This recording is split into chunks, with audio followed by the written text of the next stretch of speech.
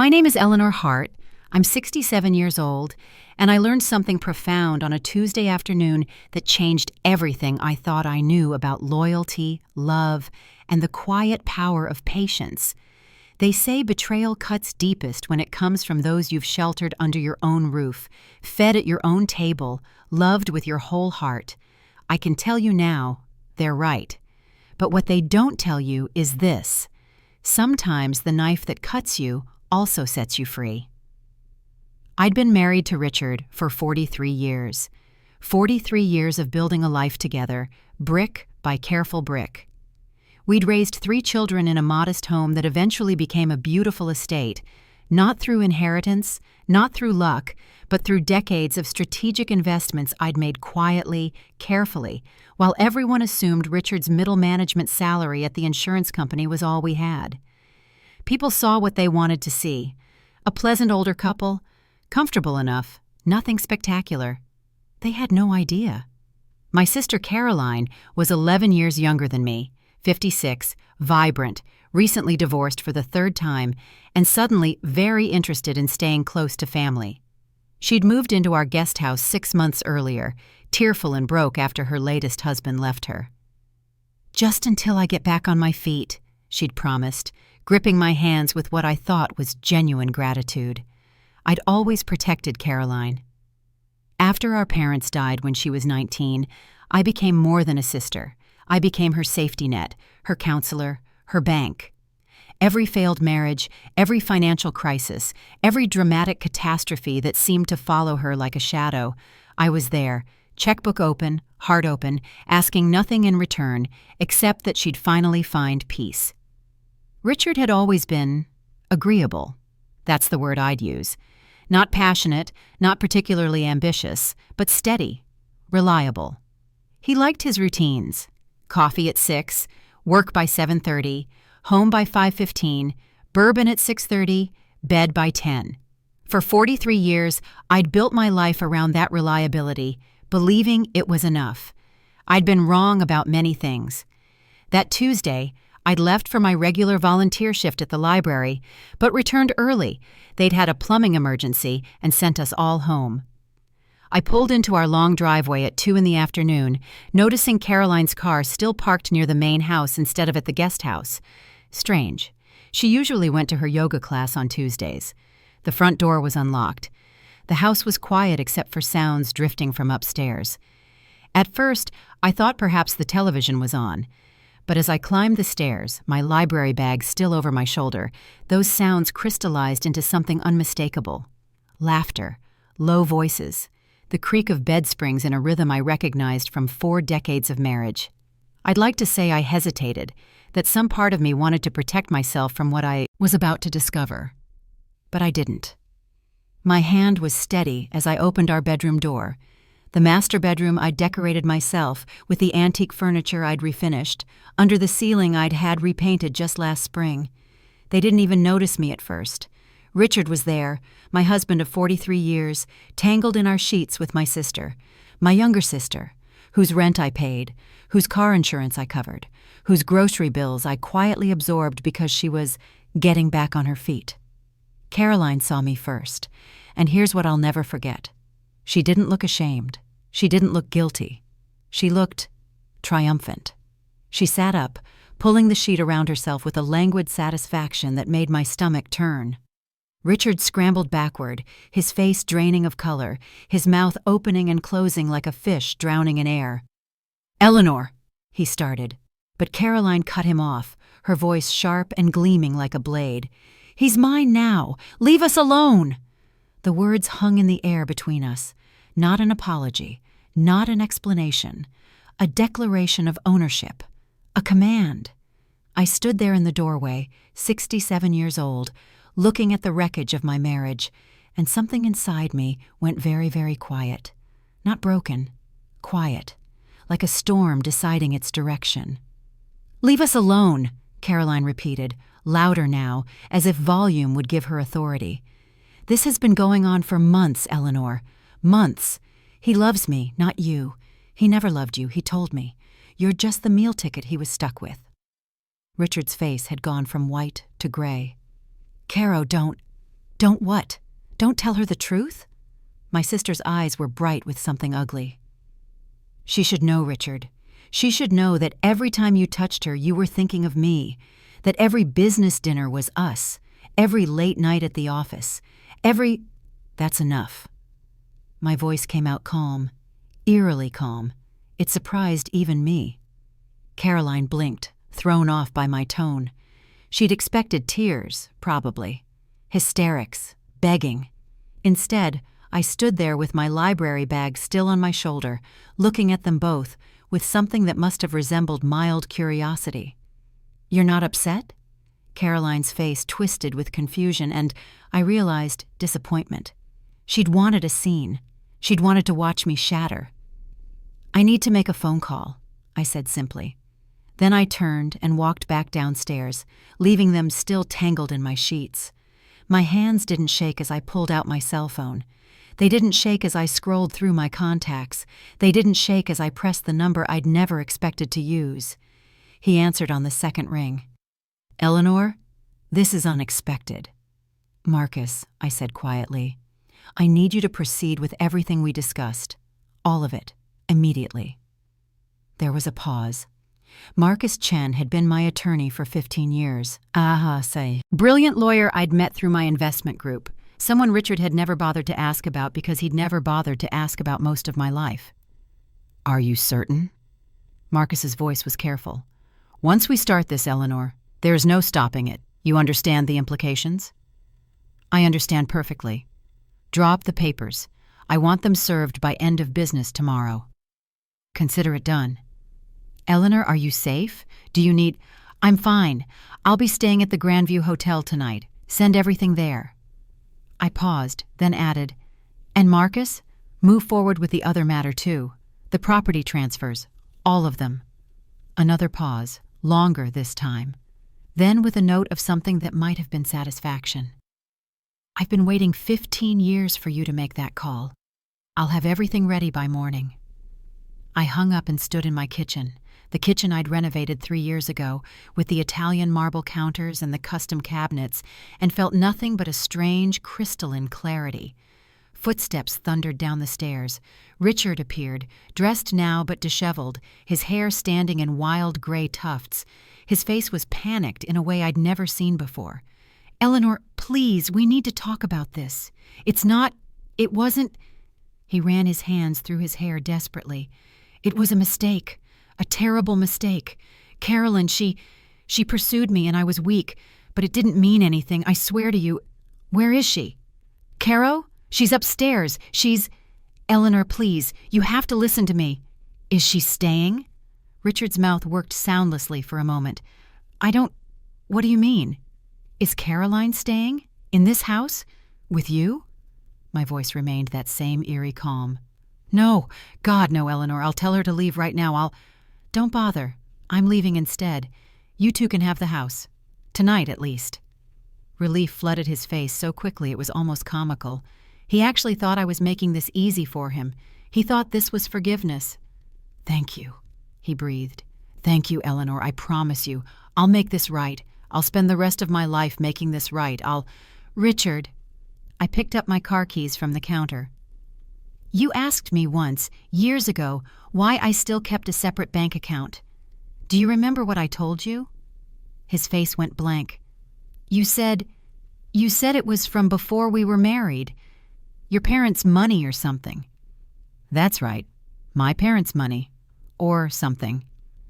I smiled then, and something in that smile made him step backward. "You never asked how much was in it." I trusted you. I didn't need to know." "You didn't need to know," I repeated softly. "That's going to be a problem for you, Richard. Very soon.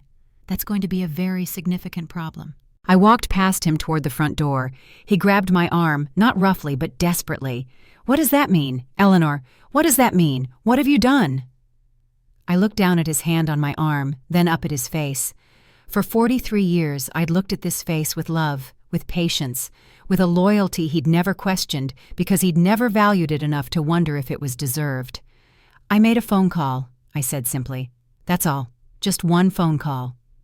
I pulled my arm free and walked out of my house, though it wasn't really my house anymore, or wouldn't be soon, and drove to the Grandview Hotel, where I checked into a suite overlooking the river and ordered room service for the first time in decades. That night, as I sat by the window watching the city lights reflect on the water, my phone rang. Richard's name lit up the screen. I let it ring through to voicemail. He called again and again.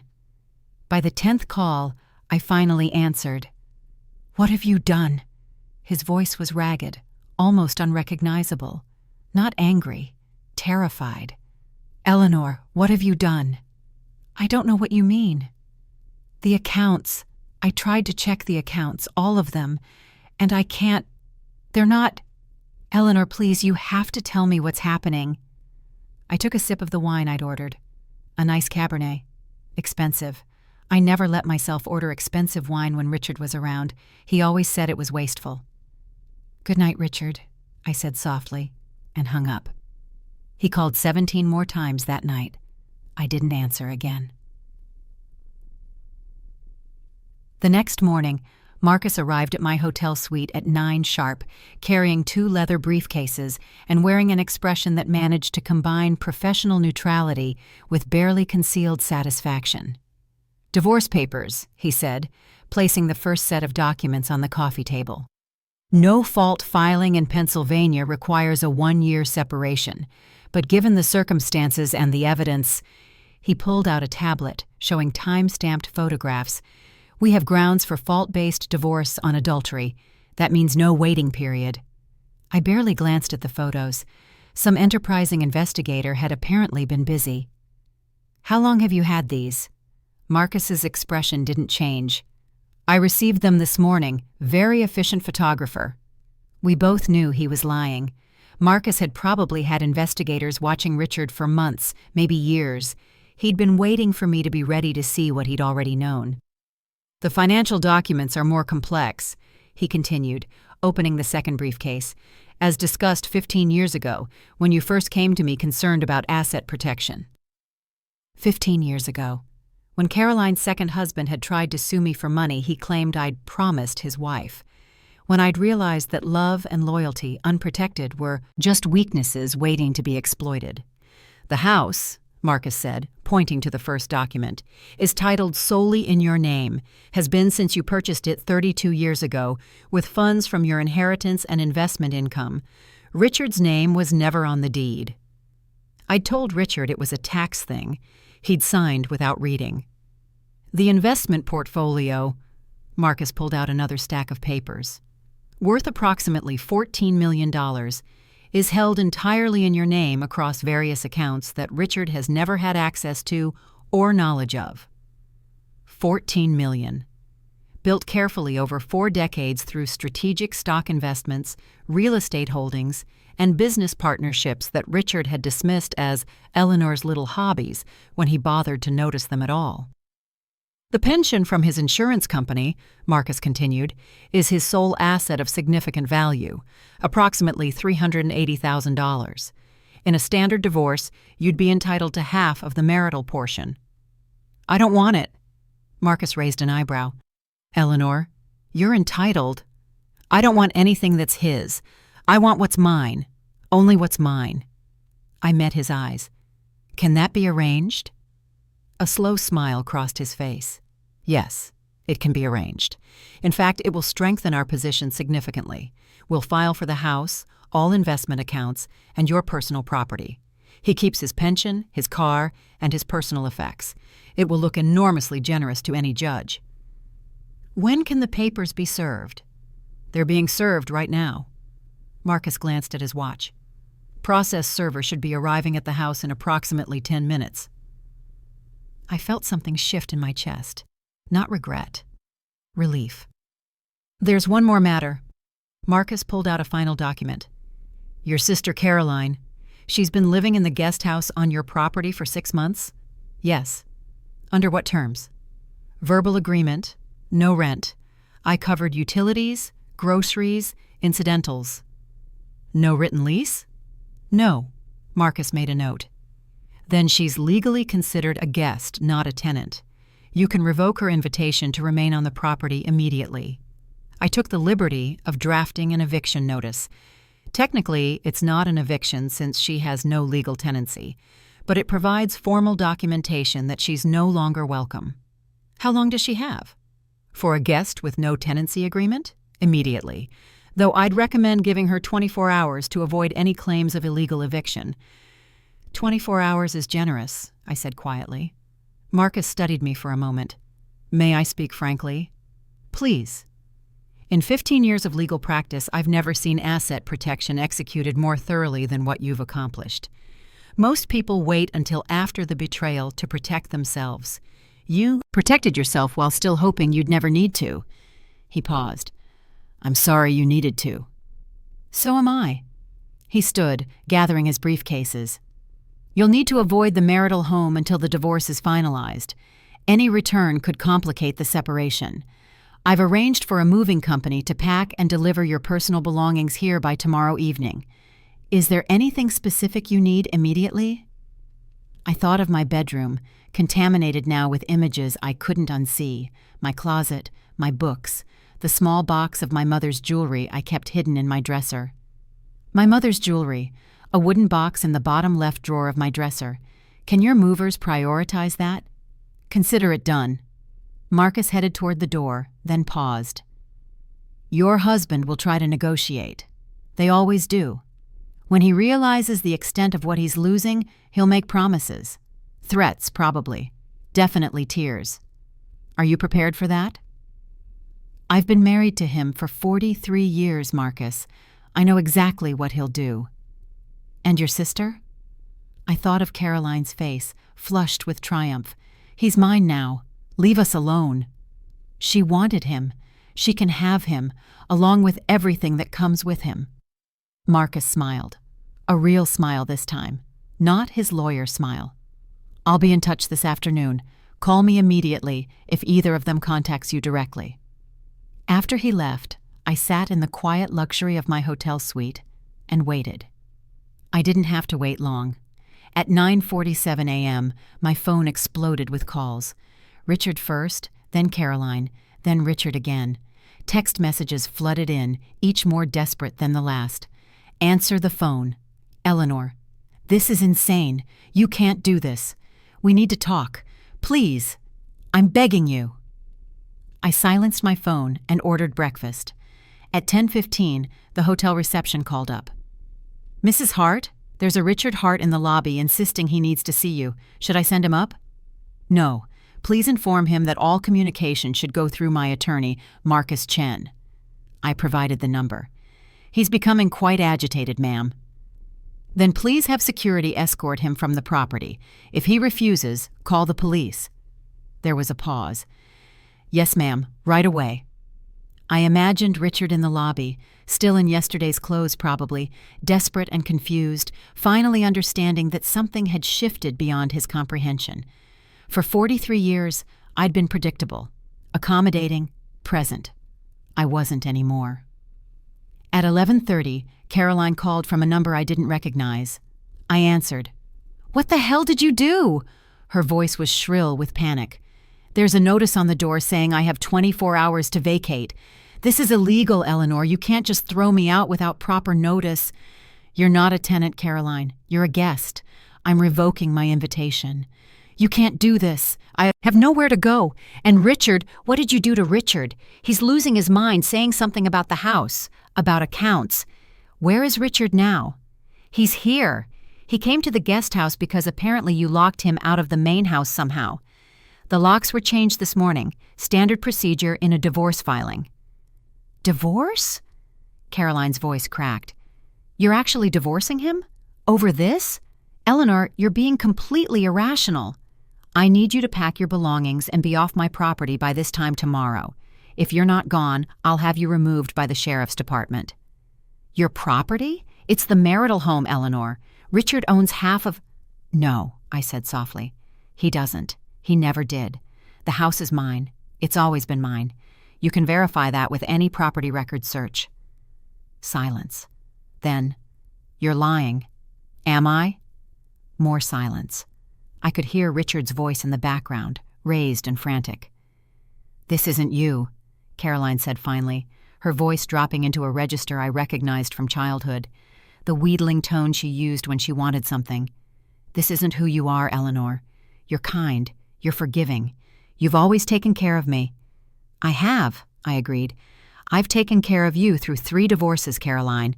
I've paid your rent, your car payments, your credit cards. I've listened to you cry about every man who wronged you, every friend who betrayed you, every employer who didn't appreciate you. For 37 years, since you were 19 years old, I've been your safety net." "Exactly. So you can't just—" "I can't just what? Expect loyalty in return? Expect that my own sister wouldn't sleep with my husband in my bed while living in a house I provided?" My voice remained calm, but something in it made Caroline go quiet. "You're right, Caroline. That's not who I was. But that person is gone now. You killed her on Tuesday afternoon." "Eleanor, 24 hours. After that, you're trespassing." I hung up. The phone rang again immediately. I blocked the number. That afternoon, I did something I hadn't done in decades. I went shopping. Not practical shopping, not grocery shopping, not shopping for the house or for Richard or for anyone else. Shopping for myself. I bought a new wardrobe. Not the conservative, age-appropriate clothing I usually wore, but pieces that made me feel elegant and powerful. A deep blue silk blouse, tailored pants, a cashmere coat in charcoal gray, expensive leather boots. I bought new luggage because my old luggage was at the house and I didn't want it anymore. I bought a piece of art from a gallery downtown, an abstract painting in blues and silvers that reminded me of water, of movement, of freedom. The gallery owner, a woman, about my age with silver hair and kind eyes, helped me arrange delivery to the hotel. "Fresh start?" she asked gently, wrapping the painting. "Something like that." "Good for you." She handed me her card. "I run a women's art group that meets Thursday evenings, mix of artists and collectors, mostly women over 50, if you're interested." I looked at the card. I'd never joined groups like that. Richard thought they were silly. "Women sitting around drinking wine and complaining about their husbands," he'd said once dismissively. "I'd like that," I told her. "Thank you." Back at the hotel, I found a message from Marcus. "Papers successfully served. Ours attorney contacted me within an hour. They want to negotiate. I told them we'd consider offers after asset disclosure is complete. Stand by for fireworks." The fireworks came at 7 p.m. My phone rang from Richard's lawyer's office. I answered. "Mrs. Hart, this is Donald Breslow. I'm representing your husband and all communication should go through my attorney." "Mrs. Hart, please, if we could just discuss this reasonably." "Mr. Breslow, I've been reasonable for 43 years. I'm done being reasonable. Talk to Marcus Chen." I hung up and blocked that number too. At 8 p.m., there was another call from hotel reception. "Mrs. Hart, your sister Caroline is in the lobby asking to speak with you." My heart rate didn't even increase. "Tell her what I told my husband. All communication through my attorney."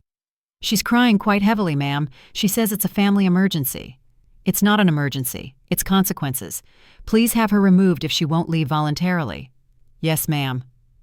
I ate dinner by the window again, watching the city lights, and felt something I hadn't felt in longer than I could remember. Peace. Not happiness, not yet. But peace. The peace that comes from finally putting down a burden you didn't even realize you'd been carrying. The next 3 days blurred together in a strange mixture of legal proceedings and personal freedom. Marcus filed for expedited asset disclosure. Richard's attorney, clearly expecting a standard middle-class divorce, was apparently shocked by what they uncovered. "He called me this morning," Marcus told me over coffee on Thursday.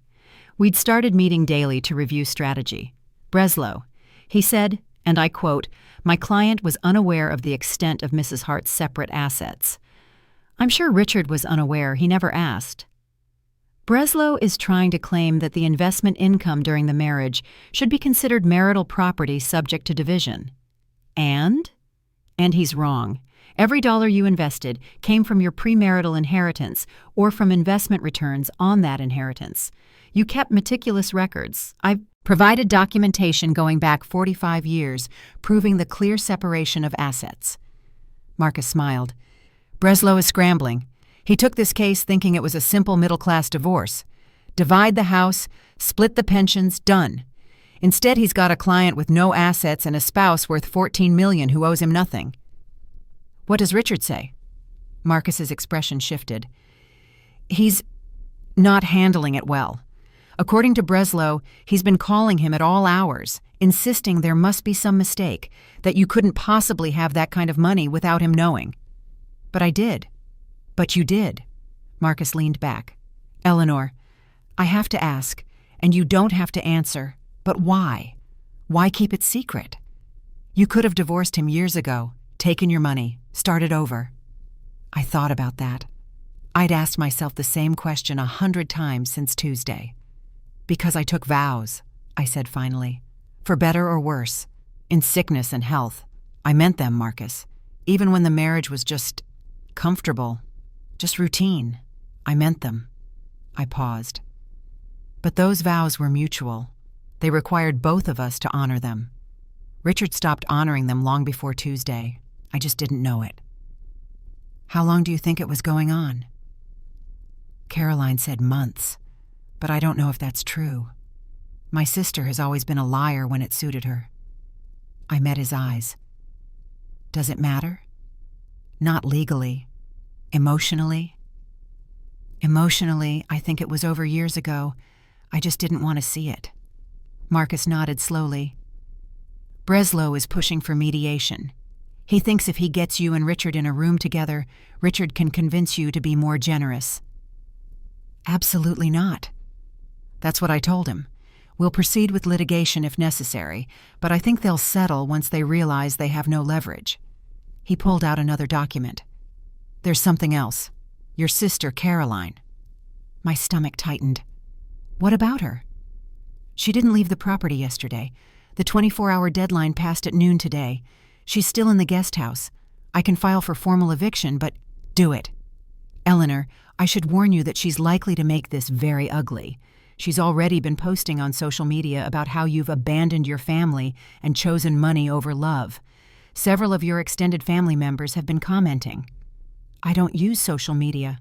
I know, but others do. There's a narrative being built that you're the villain here, the rich older sister punishing her younger sister over a man. I felt anger rise in my chest for the first time since Tuesday. Not hot anger, cold anger. She slept with my husband, in my house, in my bed. I know. I'm just preparing you for the fact that she's going to fight dirty. Then we fight dirty, too. Marcus raised an eyebrow. Define fight dirty. I thought of Caroline's smug face. He's mine now. Leave us alone. Every dollar I've given her over the past 37 years, every rent payment, every car payment, every credit card bill I've covered, I want it documented, all of it. I want a number. That's a lot of research. I kept records. I have spreadsheets going back decades. Every time Caroline needed money, I logged it. Initially just for my own budgeting, but then I trailed off. Then you realized she'd never stop asking, Marcus finished gently. I'll have the files sent to you by this evening. Add it up. I want to know exactly how much my sister has cost me. Eleanor, even if we calculate it, you can't demand repayment. It was given freely. I don't want repayment. I want her to know. I want everyone who's calling me the villain to know exactly what I've sacrificed for her. Exactly how much family love I've shown her over 4 decades. Marcus studied me for a long moment. You're sure? I'm sure. Then I'll prepare a full accounting. That evening, I attended the art group the gallery owner had mentioned. A dozen women gathered in a loft space above the gallery, drinking wine and discussing a sculpture exhibit at the Contemporary Art Museum. At first, I felt wildly out of place. These women were confident, loud with laughter, easy with each other in a way that suggested years of friendship. But then a woman with close-cropped gray hair and paint-stained fingers turned to me. You're new. I'm Diane. What brings you to our little group? Eleanor. I hesitated. Going through some changes. Knowing looks passed around the circle. An elegant black woman with silver locks smiled warmly. Divorce? Yes, actually. How did you— Because that's how most of us ended up here, Diane said, laughing. This group should really be called Women Who Finally Left instead of the Art Appreciation Society, though we do appreciate art, after we appreciate our newfound freedom. The others laughed, and somehow, impossibly, so did I. Over the next 2 hours, I learned their stories. Diane had left her husband of 30 years after discovering he'd been embezzling from their joint business. The woman with the locks, Judith, had divorced her husband after he expected her to become a full-time caregiver for his elderly mother while he continued his affair with a colleague. Maria had left after 25 years when her husband demanded she give up her medical practice to support his retirement lifestyle. Every story was different. Every story was the same. The hardest part, Judith said softly, refilling my wine glass, is realizing how much of yourself you gave away without even noticing. Little pieces, day after day, year after year, until one day you wake up and don't recognize the woman in the mirror. I thought of the woman who'd walked into her bedroom on Tuesday afternoon, the woman who'd spent 43 years being reliable, accommodating, present, and invisible. How long does it take, I asked quietly, to find yourself again? Diane squeezed my hand. Honey, you don't find who you were. You discover who you're becoming. And that's so much better. I left that evening with 3 phone numbers, an invitation to a gallery opening next week, and something I hadn't expected: hope. On Friday morning, Marcus called with an update. The sheriff's department will execute the eviction on Monday morning at 9 a.m. I've arranged for a moving company to pack and remove Caroline's belongings if she refuses to do so herself. Everything will be placed in a storage unit. She'll have 30 days to claim it, or it will be considered abandoned property. And Richard? Breslow filed a motion requesting temporary spousal support. Judge denied it. You have no legal obligation to support him during the divorce proceedings, especially given that he has his own income and pension. How is Richard managing financially? Marcus paused. Not well, from what I understand. He's staying in a motel. Apparently Caroline is— He cleared his throat, no longer interested in his company now that he has no access to any assets. Despite everything, I felt a small twist of something that might have been pity. She left him? According to my sources, yes. 3 days after the papers were served. Apparently she made certain assumptions about his financial situation. She thought he had money. She thought you both had money. She didn't realize it was all yours. I thought of Caroline's triumphant face. He's mine now. She'd wanted the man, yes, but she'd also wanted the life she thought came with him. The comfortable house, the financial security, the life she'd always envied but never managed to build for herself. Instead, she'd gotten Richard. Just Richard.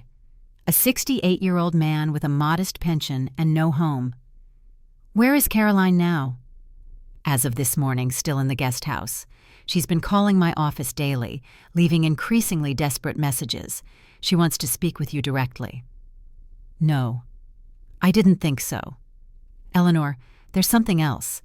The accounting you requested, the total amount you've given Caroline over 37 years. I braced myself. How much? $847,000. The number hit me like a physical blow. $847,000. That's rent, car payments, credit cards, medical bills, legal fees from her divorces, personal loans, and miscellaneous expenses, all documented in your records. Adjusted for inflation, it would be over $1.2 million in today's dollars. I couldn't speak. I'd known it was a lot. I'd known I'd been supporting her for decades, but to hear the actual number— Eleanor, are you all right? I'm fine, I didn't realize. No one ever does. It's the nature of these situations. The money bleeds out slowly enough that you don't notice the hemorrhaging until someone adds it all up. Marcus paused. What do you want to do with this information? I thought of Caroline's social media posts, painting me as the villain. I thought of the extended family members who'd been calling me greedy, heartless, cruel for cutting off my poor younger sister. "Release it," I said. "Eleanor, not publicly, but to anyone who asks, any family member who wants to know why I'm choosing money over love. Tell them exactly how much love cost me. Tell them I spent $847,000 on family loyalty, and I got adultery in return. That will permanently damage your relationship with Caroline." "Marcus, there is no relationship with Caroline. Not anymore. She destroyed it herself." "All right. I'll prepare a statement for family inquiries." He hesitated. "For what it's worth, I think you're doing the right thing, not just legally, morally." "Thank you." After we hung up, I sat in my hotel suite and cried for the first time since Tuesday. Not for Richard, not for Caroline, not even for my marriage. I cried for the woman I'd been, the woman who'd given and given and given, believing that generosity and loyalty were their own reward. The woman who'd thought that love meant sacrifice, that family meant unlimited second chances, that marriage meant staying silent even when you were slowly disappearing. I cried for her. And then I let her go. Monday morning arrived cold and clear. I didn't go to the property. Marcus advised against it, and I had no desire to see Caroline's face anyway.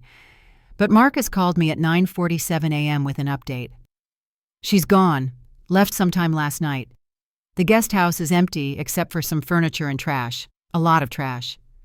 "Did she take everything?" "Most of her belongings, yes. She left the furniture you'd provided. And Eleanor, she left something else." "A note." My stomach clenched. "What does it say?" Marcus was quiet for a moment. Then, "Do you really want to know?" "Read it." He sighed. "I hope you're happy now. You've destroyed everything. Your marriage, your family, your sister's life. All because you couldn't stand that someone else was finally happy. You're a selfish, bitter old woman, and Richard and I deserve better than you. You always thought you were better than me because you had money, but money is all you have. You'll die alone and realize too late that you chose wrong." Marcus paused. "It's signed, your former sister." I waited for the pain, the anger, the guilt. Instead, I felt only a distant, weary sadness. Not for myself, for Caroline, for the woman who'd just walked away from the only person who'd ever truly protected her and still couldn't see what she'd lost. "Throw it away," I told Marcus. "Already done. Eleanor, are you—" "I'm fine. Actually fine. Is there anything else?" "Richard's attorney called this morning. He wants to settle. Richard is willing to agree to your terms. You keep all assets, he keeps his pension. No alimony, no support, clean break. In exchange, he's asking for one thing." "What?" "He wants to talk to you. Just once. In person." Every instinct screamed no. What could Richard possibly say that would matter now? What words could bridge 43 years of marriage ending in such spectacular betrayal? But there was something else, too. A need for closure, for ending, for looking him in the eye one final time as equals instead of as the woman he'd betrayed and the man who'd taken her for granted. "When?" I asked. "Whenever you're ready." Breslow suggested a neutral location, my office perhaps. "Tomorrow, 2 p.m. But Marcus, I want you there, in the room." "Of course." I didn't sleep well that night, not because of nerves exactly, but because of memories. 43 years of marriage played through my mind like a film on fast forward. The good moments, and there had been good moments. Our wedding day, the births of our 3 children, quiet Sunday mornings drinking coffee together, vacations to the beach, holidays with the family. But underneath those moments, once I really looked, was a pattern I'd been too busy to notice. Richard's casual dismissals of my opinions, his assumption that my time was less valuable than his, the way he'd make plans without consulting me, spend money without discussion, make decisions as if I was simply there, a fixture in his life, like the furniture. Had he ever really seen me, or had I just been convenient? By morning, I knew the answer. At 1:45 p.m., I arrived at Marcus's office building downtown. I'd dressed carefully. One of my new outfits, the blue silk blouse and tailored pants, the cashmere coat. I'd had my hair done the day before, a subtle update to my usual style. I wore my mother's pearl earrings, the ones she'd worn on her own wedding day. I looked like what I was, a wealthy, dignified woman who'd simply been playing a different game than everyone realized. Marcus met me in the lobby. He's already here. He's anxious. Good. Eleanor, if at any point you want to leave, just say the word. I won't need to leave, Marcus. This won't take long. We rode the elevator to the 14th floor in silence. Marcus's conference room had floor-to-ceiling windows overlooking the city. Richard stood with his back to the door, staring out at the view. He looked smaller than I remembered, diminished. He'd always been a slight man, but now he seemed almost frail, his shoulders hunched, his hair unkempt. He wore khakis and a sweater I recognized. I'd bought it for him 2 Christmases ago. When he heard us enter, he turned. His face was haggard, with dark circles under his eyes and new lines around his mouth. When he saw me, something crumpled in his expression. Eleanor. His voice cracked. Thank you for coming. Thank you for... This is a one-time meeting, I said calmly, taking a seat at the conference table. Your attorney said you wanted to talk, so talk. Richard glanced at Marcus, who'd taken a seat beside me. Could we have privacy? No, I said simply. Richard's face flushed, but he nodded and sat down across from me. For a long moment, he just stared at his hands. I don't know how to start, he said finally. Try the truth. It would be a refreshing change. He flinched. I deserve that. You deserve far worse than that, Richard. His eyes met mine, and I saw genuine anguish there. Whether it was remorse or just regret at being caught, I couldn't tell. Didn't care to know. It was a mistake, he began. The biggest mistake of my life. I was stupid. I was selfish. How long? What? How long were you sleeping with my sister? His face went pale. Does it matter? Yes. He swallowed hard. 8 months. It started last February. Last February, my birthday month. I turned 67, and Richard had given me a gift card to a bookstore. Where? Eleanor. Where, Richard? Where did you take my sister? Hotels? Our home? The guest house I paid for so she'd have a place to stay? All of them, he whispered. I'm sorry. God, Eleanor, I'm so sorry. Why? That seemed to surprise him. Why? Why did you do it? After 43 years of marriage, why did you suddenly decide to betray me with my own sister? Richard's hands twisted together. It wasn't sudden. It was... Eleanor, you have to understand. Things between us had been dead for years. Don't. My voice was sharp enough to stop him mid-sentence. Don't you dare blame me for your choices. I'm not. I'm just saying that we'd become roommates. You had your life, your volunteering, your book club, your mysterious investments that you never talked about. I had my work. We barely spoke anymore. We hadn't... He stopped, his face reddening. Hadn't what? Been intimate, he said quietly. In over 2 years. That was true. I'd stopped initiating, and Richard had never noticed, or cared. So you found intimacy with my sister. She made me feel alive again. She laughed at my jokes. She was interested in my life. She made me feel like I mattered. And I didn't? The question hung in the air between us. Richard's eyes dropped. You were always so independent, so self-sufficient. You never needed anything from me. You never asked me for help or advice. You just existed in your own world, with your own money that you never told me about. I had money, so I deserved to be cheated on? No, that's not what I... He ran his hands through his hair in frustration. I didn't know about the money, Eleanor. I didn't know about any of it. The investments, the accounts, How did I not know? How did you hide $14 million from me for 43 years?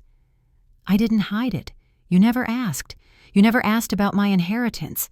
about what I did with my time, about anything that didn't directly concern you. You assumed I was just, what? Playing? Having hobbies? Keeping busy? I thought we were partners. Partners know each other, Richard. Partners communicate. Partners ask questions. You never asked me anything. Not about my feelings, not about my dreams, not about my financial plans. You just assumed I'd always be there, quietly managing the house and supporting your life, while you did whatever you wanted. His face crumpled. You're right. You're absolutely right. I took you for granted. I see that now. And I'm sorry. I'm so desperately sorry. Tears started running down his face. Please, Eleanor, please. I'll do anything. I'll go to counseling. I'll sign a post-nuptial agreement giving you complete control of everything. I'll quit my job and work on our marriage full-time. Just please, please don't divorce me. Don't throw away 43 years over a mistake. A mistake is forgetting an anniversary. A mistake is snapping at someone when you're tired. 8 months of sleeping with my sister isn't a mistake, Richard. It's a choice you made every single day. I'll end it. I already have. Caro and I, we're done. She's gone. She doesn't want anything to do with me now that... He stopped, realizing what he'd just said. Now that I have all the money? He looked away, ashamed. That's what you were to her, Richard. A meal ticket. She thought you had money, or at least access to mine, and when she realized you didn't, she disappeared. And what were you to her? A way to hurt me? A way to feel superior to the sister who'd always had more, been more, achieved more? I don't know, Richard whispered. I honestly don't know.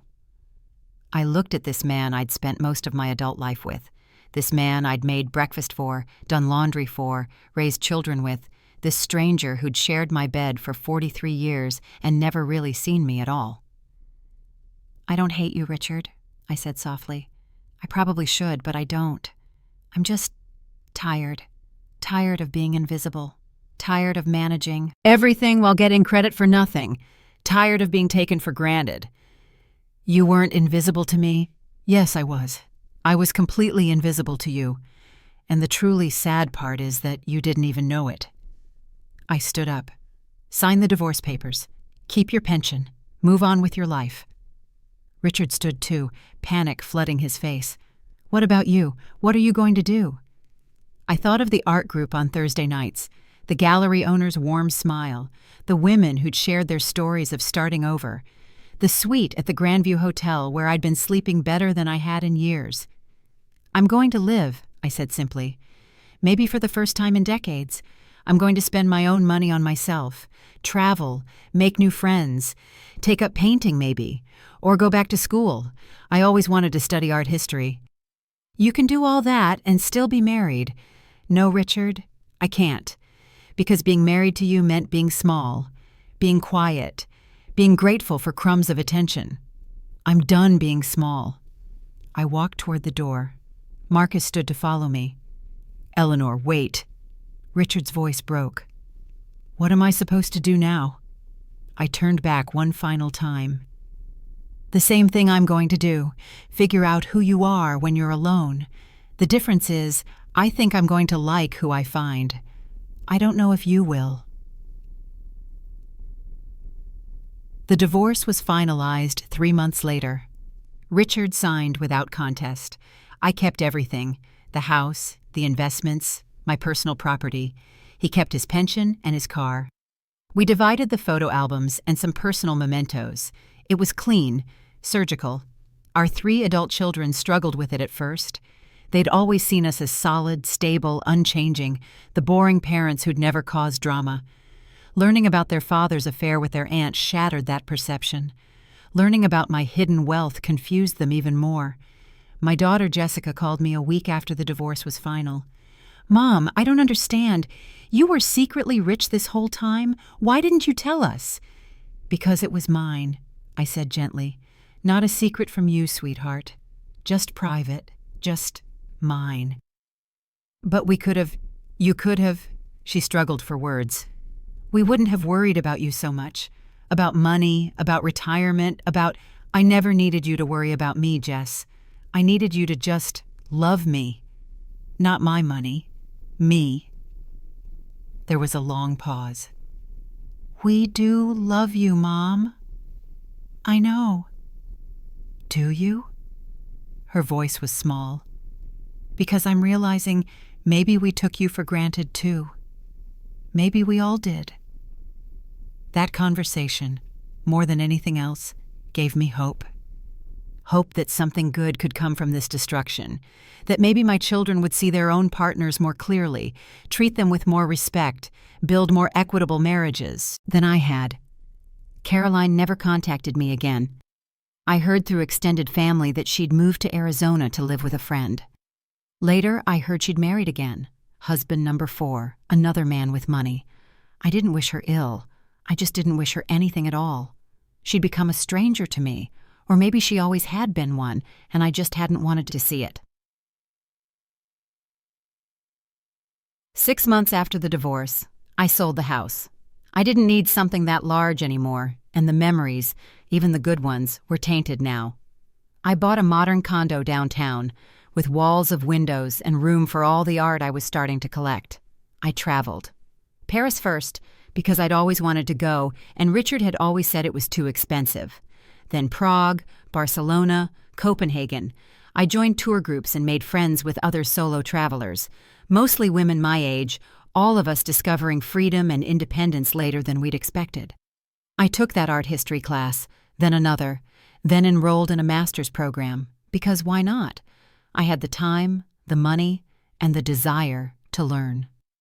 Thursday night art group became the highlight of my week. Those women became my family, the family I chose, not the family I was obligated to. And slowly, carefully, I started to remember who I'd been before marriage, before children, before decades of putting everyone else first. The girl who'd loved painting and poetry, who'd dreamed of traveling the world, who'd believed she could do anything. She was still there, just buried under years of silence and sacrifice. I was 71 now, not old, I'd learned, just older. And age, I discovered, brought certain freedoms. Freedom from caring what people thought. Freedom from apologizing for taking up space. Freedom from making myself smaller so others could feel bigger.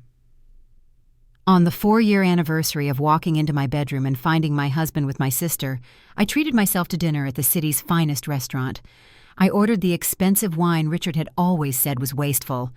I lingered over dessert, reading a book at the table without rushing. I left a generous tip for the young waitress who'd kept my coffee cup full. As I walked back to my condo under the spring stars, my phone buzzed with a text from Diane. Thursday's group is doing a gallery crawl this week instead of meeting at the loft. You in? I smiled and typed back, absolutely, wouldn't miss it. Another text came through, this one from Jessica. Love you, Mom. Just wanted you to know. Love you too, sweetheart. I slipped my phone back into my purse and kept walking, feeling the cool evening air on my face, hearing the city alive around me, and realized something profound. I was happy, genuinely, deeply, surprisingly happy. Not because I'd destroyed Richard or punished Caroline, though justice served had brought its own satisfaction, but because I'd finally chosen myself. I'd stopped waiting for permission to live my own life.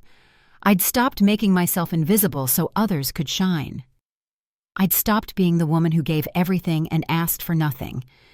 That woman was gone.